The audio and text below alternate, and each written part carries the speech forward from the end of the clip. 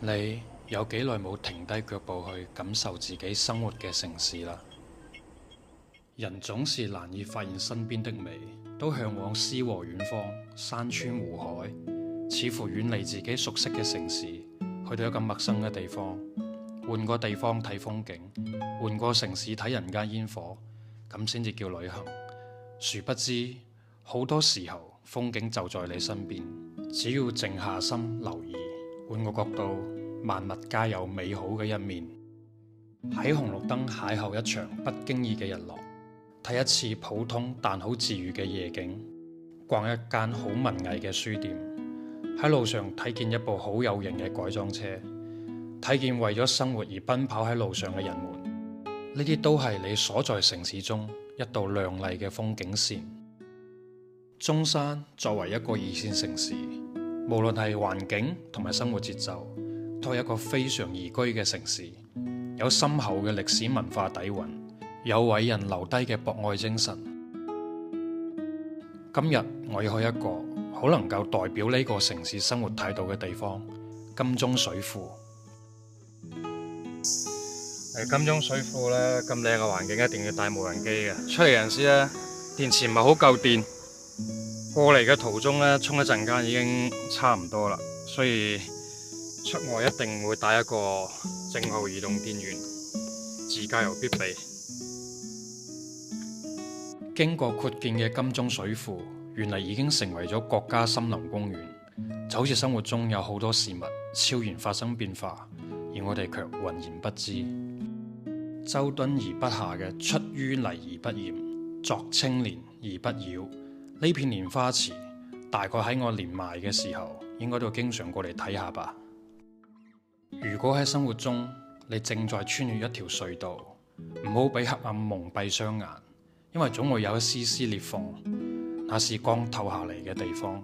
大膽前行，新世界會出現喺前方。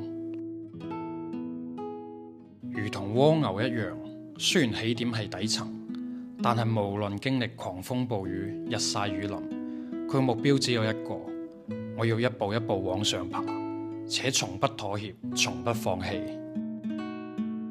我真係特別中意彎道，覺得彎道呈現出嚟嘅視覺效果係非常好睇嘅。彎道前方總會出現未知，令人有種前往一探究竟嘅慾望，好比通往成功嘅道路。每個人都希望係直線，但現實生活中總是佈滿曲折，甚至係上坡路。既然無法避免，咁我哋就盡情體驗，將呢個當成係經歷，當成享受。事後回頭一看，這也是一種美。近年嚟，越嚟越多人吐槽中山，講各種唔好。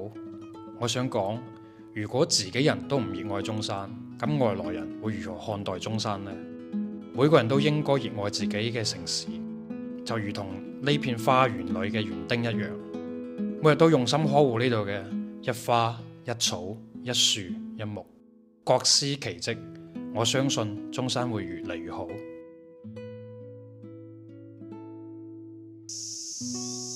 你睇，春機盎然嘅聲音就係佢發出嚟嘅。每次行喺度咧，都覺得聞到嗰啲樹木啊，嗰啲唔知咩草啲清香味，真係好舒服噶。跟住仲聽到啲蟬啊、雀仔喺度叫，非常寫意。係龍哥，嘿，hello。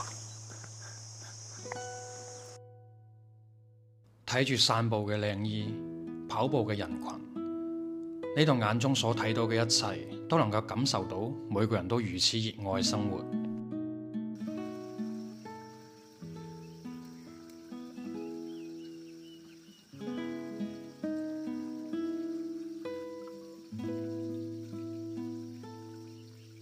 自由、平等、公正、愛國、敬業，呢啲都係我哋應有嘅生活態度。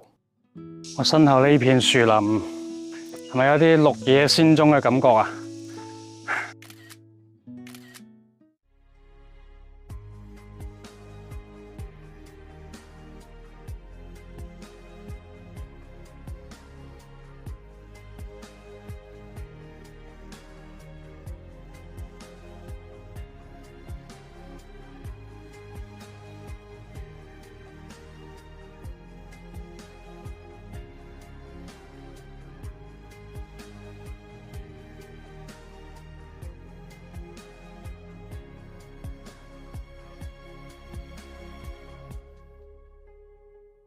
你睇，只要你靜落嚟細心留意，生活中處處充滿美景，宇宙山河浪漫，生活點滴溫暖，都值得我哋前行。